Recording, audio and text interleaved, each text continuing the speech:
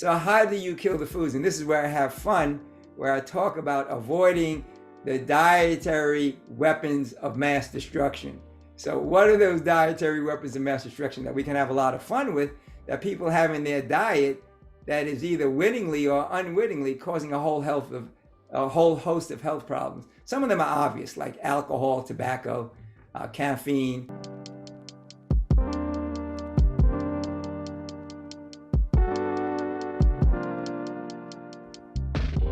Hi there, welcome back to another episode of Real Talk with Dr. Jim Sharps.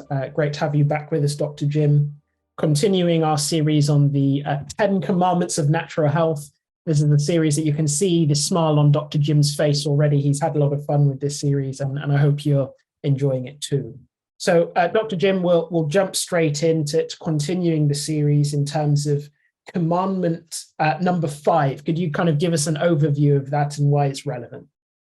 Okay, so the moral commandment is honor thy father and thy mother, that thy days may be long upon the land that the Lord thy God has given thee. So honor thy father and thy mother and live a long time. So the health commandment would be honor your original parents' dietary principles and live a long time. And so I talk about, you go back to the beginning of time. What was the original diet? The original diet was fruits and vegetables. There was no meat, dairy, processed foods. And so if you eat according to our original parents' diet, you will live a long time. And then you put that in context. When you read the Bible, the first 10 generations of man, they lived an average of over 900 years. You can see we're not close to that. We're never going to be close to that with the changes in the atmosphere, et cetera. And basically, the next 10 generations after the flood, the average went from over 900 to where Noah lived 950 years to 10 generations later, it basically went down to about 70 to 80 years. And we're still there to this day. So it's basically saying, if we get back to the original diet, we'll be closer to what our natural lifespan should be, which should be over 100 years. Moses lived to 120, for example. And that's what we're designed to live to. But very few people make it up to just a little bit more than 50% of what we should be, being very healthy. And so with all the contradictory and confusing different diets, the zone diet, the macrobiotic diet, the South Beach diet, blood diet for your blood type, the keto diet is one of the famous ones now. All of these things, there's confusing. And so what I talk about, if you read my book, The Basic Principles of Total Health, there's a hierarchy of nutrients from the most beneficial foods, fruits, vegetables, nuts, and seeds, working all the way down to the 5th category of the worst foods for you. And the bottom line is, if you eat closer to the plant-based whole food diet that we were originally designed to have, and not be confused about a lot of the misinformation on protein requirements and dairy requirements and all of those kinds of things. And there's a lot of good information, both scientifically and just studying groups of people that show that when you take those out of your diet, you have much improved vitality, and you don't have any of those diseases, any of those hundreds of named diseases, and you live a very long and healthy and vibrant life. It's very clear, Dr. Jim. Thank you for that. And just as a follow-up to that, in terms of diseases that are acquired, how can one reverse that, applying this principle and this following of the parents' original diet, as you mentioned? How can we do that? Well, that's a very powerful question. And what's so great about this approach is the same things that you use to reverse it are the things that if you did it in the first place, you wouldn't have gotten it in the first place. So the way you reverse it is by applying that natural diet, that original diet, by adding more fruits, vegetables, nuts, seeds, grains, and their juices, and providing that in the right quantity in the right format based on what the health issue is, you reverse all of those issues that violating that commandment caused in the first place. So that's what's so nice about it. The same thing that prevents it is the same thing that reverses it.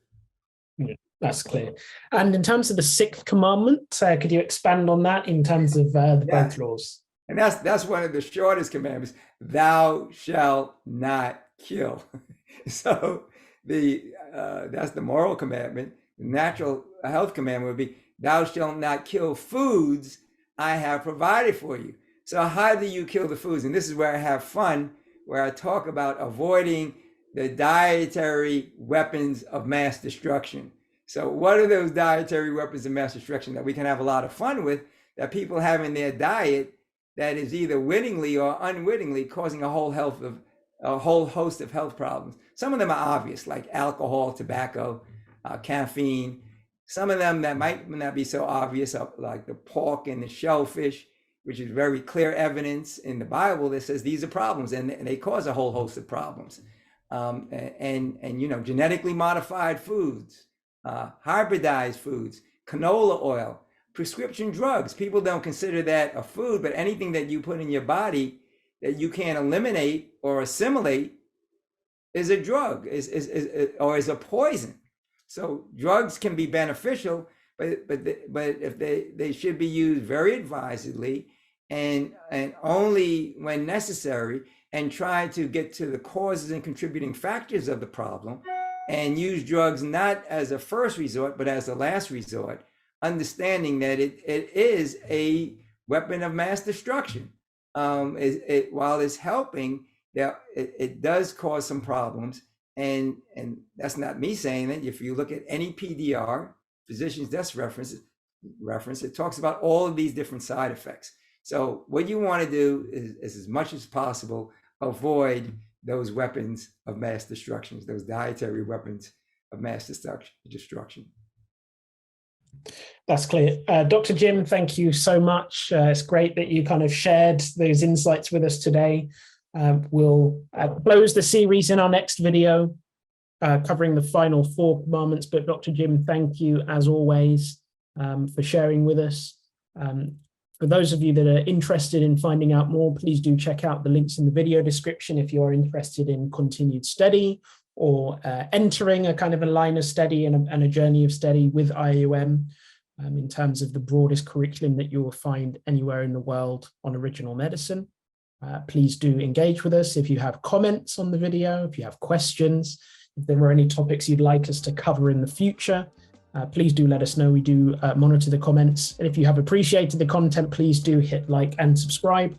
We're very keen to get the word out, clear some of the misinformation that is out there, and give you a trusted source in terms of original medicine and natural alternatives in terms of health. So thanks again for being with us. Hope you enjoyed the video. See you on the next one. Bye for now. Bye for now. God bless.